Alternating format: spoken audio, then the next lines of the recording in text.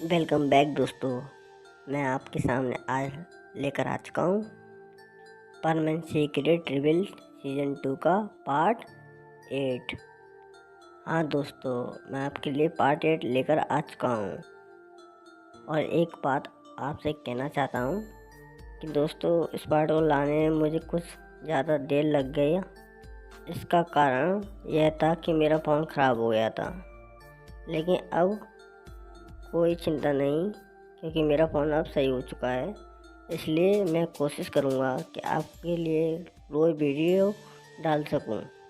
चलिए, वीडियो शुरू करने से पहले हमेशा की तरह एक इंट्रो ले लेते हैं। Let's go to intro.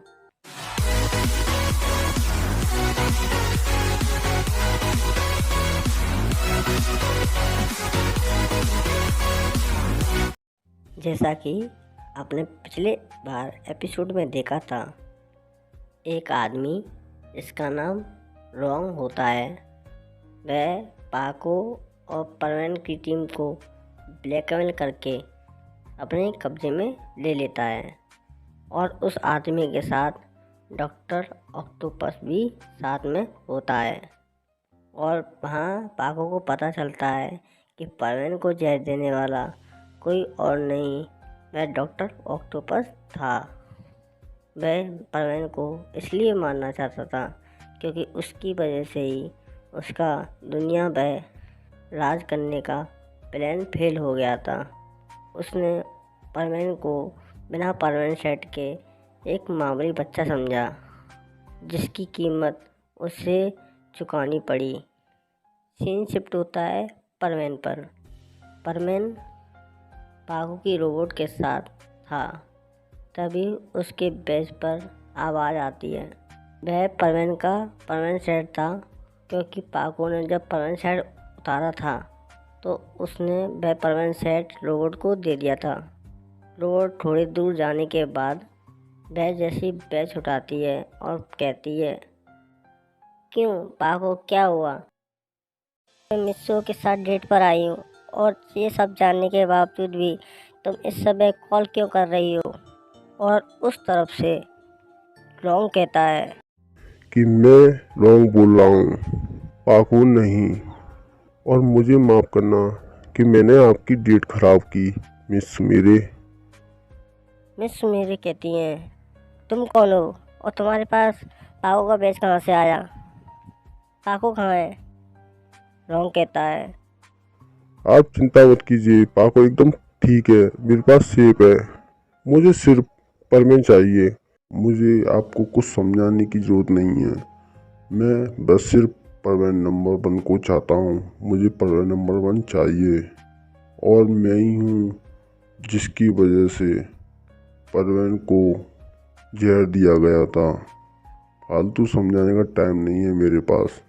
मुझे पता है कि मिस्सू ही परवेन नंबर 1 है। और ये बात जैसे ही पाको की रोबोट सुनती है, पाको की रोबोट एकदम शॉक हो जाती है कि इन लोगों को कैसे पता चल गया और ये कैसे हो गया। तभी उसके बैच पर आवाज़ आती है। वो पाको बोलती है। पाको कहती है, प्लीज रोबोट, तुम इसको कभी किसी हालत में यहाँ मत भेजना, वरना वो बहुत बड़ी मुसीबत में पड़ जाएगा। तभी वह आदमी कहता है, तुम चुप बैठती हो पाको। तुमको पता नहीं, परवेन नंबर 1 आकर ही रहेगा। तभी रॉन्ग कहता है, अगर इन लोगों को चाहती हो तो मुझे परवेन नंबर 1 ला कर दो। तभी पाको की रोड कहती है, तुम चिंता मत करो पाको, मैं मिस्सू को सेफ रखूँगी। तभी ये सब वह पाको की रोड बोलती ही है। तभी पीछे से मिस्सू आ जाता और उससे बैच उठा लेता है, और वह बोलता है, मुझे खाना पड़ेगा, जल्द से जल्द बताओ। और ये बात जैसे ही रॉन्ग सुनता है, वो एकदम शौक तो होता नहीं है, लेकिन इतना है, वह कहता है अच्छा, तो परवेन नंबर 1 तुम वहीं पर हो। मुझे लगा ही था।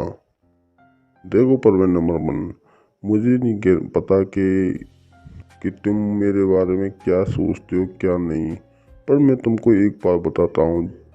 वह ये है कि तुम्हारे फ्रेंड्स ने तुम लोगों से ये छुपाया है कि उस दिन तुम्हारी तबीयत खराब हो गई थी। उस दिन तबीयत तुम्हारी यूं नहीं खराब हो गई थी, तुम्हारी आइसक्रीम में जहर मिलाया था। और तुम ये सब इन सब के बारे में जानना चाहते हो और अपने दोस्तों की मदद करना चाहते हो, तो मेरी वाली जगह पर बताई गई लोकेशन पर वहाँ पर पहुँच जाना। और ये सुनकर मिस्सू कहता है, मैं पहुंच जाऊंगा, तुम बस मेरे दोस्तों का ख्याल रखना। अगर मेरे दोस्तों को कुछ हो गया तो मैं तुम्हें छोड़ूंगा नहीं। जिसके जवाब में रोंग कहता है, हाँ हाँ परवीन, मुझे पता है तुम क्या कर सकते हो। मैं इतना बुद्धू भी नहीं, डॉक्टर ऑक्टोपस की तरह, जिसने तुमको एक बच्चा समझा बिना परवीन सेट के। और इतना कहकर वह कॉल कट कर देता है। बाघों की रोड कहती है, मिस्सू तुम वहाँ पर मत जाओ, वहाँ तुम्हारी जान को खतरा है। एक बार तुम पर पहले भी हमला हो चुका है, मैं नहीं चाहती तुम्हारे पास फिर से हमला हो। जिसके जवाब में पाको की रोड से वह कहता है, आप चिंता मत कीजिए मिस्सू मेरे, मैं वहाँ जाकर पाको को और सभी दोस्तों को बचा लाऊंगा, मैं आपसे प्रॉमिस करता हूँ। और वह पाको की रोड से अपना परमानेंट सेट लेता और परमानेंट बन जाता है। जैसे ही वह वहाँ से जाने वाला होता है, तभी पाको की रोबोट परमैन के गले लग जाती है और उससे कहती है, प्लीज़ परमैन, अपना तुम ख्याल रखना और मुझसे प्रॉमिस करना कि तुम ठीक ठाक वहाँ से लौटोगे। जिसके जवाब में परमैन कहता है, तुम चिंता मत करो मिस्सू मेरे, मैंने जो कह दिया सो कह दिया, और तुम तो जानती हो मैं अपना प्रॉमिस कभी भी नहीं तोड़ता। मिस्सू अपना प्रॉमिस तोड़ सकता है, लेकिन परमैन नंबर 1 जो कहता है वो करके दिखाता है। जिसके जवाब में पागो की रोड कहती है, हाँ मुझे मालूम है परवीन, तुम अपना अच्छी तरह से ख्याल रखना। और इतना कहकर परवीन वहाँ से चला जाता है। अब सीन देखा जाता है पास्ट का। पास्ट में होता क्या है, वह आदमी जिसका नाम रॉन्ग होता है, वह मिस्सू के डैड की तरफ उंगली कर कर कहता है कि तुम्हें क्या लगा कि तुम अपने बेटे को मुझसे बचा लोगे? तुम्हारा बेटा ने मेरे काम में कितनी बार अड़चन पैदा की है। जिसके जवाब में डॉक्टर ऑक्टोपस कहता है, हाँ, इसके बेटे ने मेरे काम में भी बहुत अड़चन पैदा की है, जिसकी वजह से मेरी दुनिया पर राज करने का सपना ख़त्म हो गया। तो जिसके जवाब में मिस्सू के मॉम डैड कहते हैं, तुम्हें कुछ गलत फहमी हुई है, मेरा बेटा तो एकदम सीधा साधा लड़का है, जिसे तो ठीक से पढ़ना लिखना भी नहीं आता और हमेशा टेस्ट में कमज़ोर है, पढ़ाई में भी कमज़ोर है, और स्पोर्ट की तो पूछो ही मत। आखिर मेरे बेटे से तुम्हारी दुश्मनी क्या है? तुम्हारी दुश्मनी तो परमानेंट से है, तो तुम मेरे बेटे के पीछे क्यों पड़े हुए हो? जिसके जवाब में डॉक्टर ऑक्टोपस गुस्से होकर बोलता है, यही तो बात है कि तुम्हें पता ही नहीं है कि मिस्सू ही परमानेंट नंबर 1 है, और जिसकी वजह से मेरे सारे काम फेल हो गए थे। आज से 2 साल पहले मेरे पैर पर पानी फेरने वाला तुम्हारा बेटा था। और ये बात सुनकर मिस्सू के मॉम डैड एकदम सरप्राइज में शॉक हो जाते हैं। ये बात सुनकर तभी मिस्सू की मॉम सभी परवन की तरफ इशारा करते हुए कहती हैं, ये सब झूठ है, मिस्सू परवन हो ही नहीं सकता, तुम सब तो मिस्सू के खास अच्छे दोस्त हो, बोलो ना, ये सब झूठ है। तभी मिस्सू की मॉम पाको की तरफ निगाह करते हुए, आंखों से आंख मिलाते हुए पाको से कहती हैं, तुम बोलो पाको, तुम तो मिस्सू को बहुत अच्छी तरह से जानती हो, मिस्सू परवन हो ही नहीं सकता, है ना? ये बात सच है ना? लेकिन ये बात सुनकर पाको कुछ जवाब नहीं देती, वह सिर्फ खामोश रहती है। ये बात सुनकर मिस्सू की मॉम कहती है, तुम कुछ बोलती क्यों नहीं पाको? प्लीज़ बोलो कि मिस्सू परवीन नहीं है, इसे कुछ गलत फहमी हुई है। थोड़ी देर बाद पाको शांत रहते हुए हल्की सी आवाज़ में कहती है कि वह सच कह रहा है। और ये बात सुनकर मिस्सू की मॉम एकदम शॉक हो जाती हैं और वह कहती हैं, तुम झूठ क्यों बोल रही हो पाको? मैंने मिस्सू और परवीन दोनों को एक साथ देखा है। भला एक इंसान दो अलग अलग जगह पर एक ही समय पर कैसे हो सकता है? मुझे जवाब दो।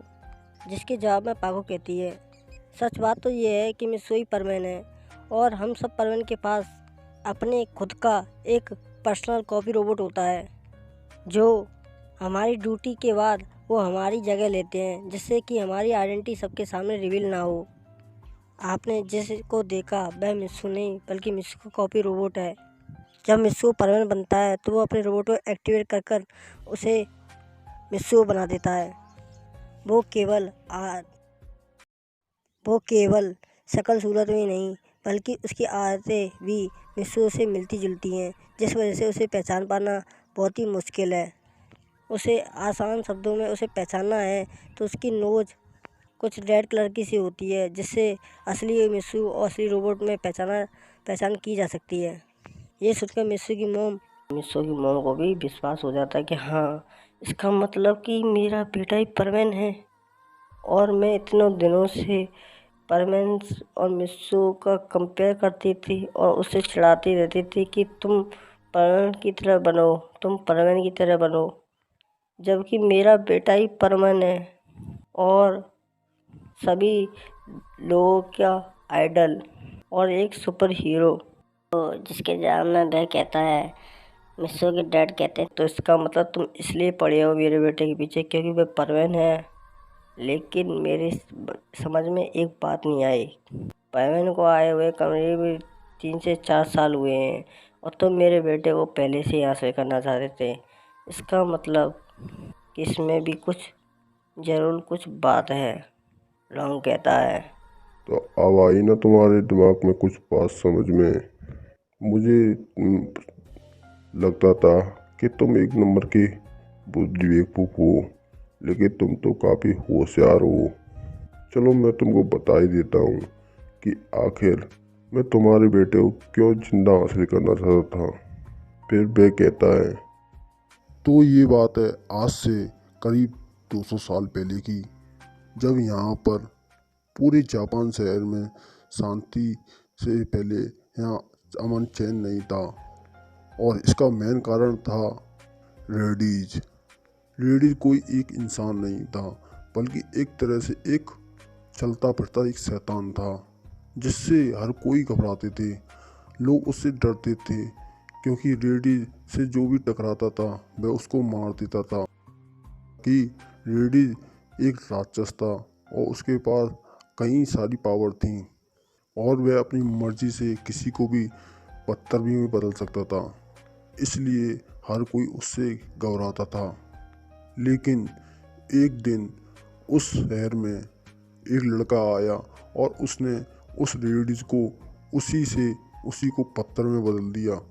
उसने उसी पर उसका जादू इस्तेमाल किया, जिस कारण वह पत्थर में बदल गया।